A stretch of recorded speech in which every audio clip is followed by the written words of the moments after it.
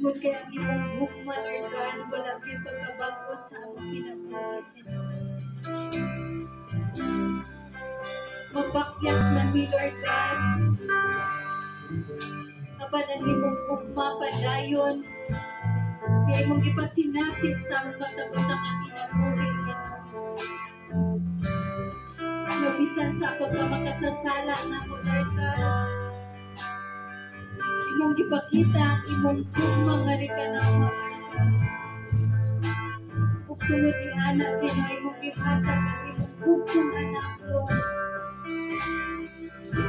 Aron makadawat ni Lord o kaluwasan dito. Kasi tapos kang dahil ko ng pasalamatan, Lord God. Yes, Jesus, masimba ka sa walay katapusan.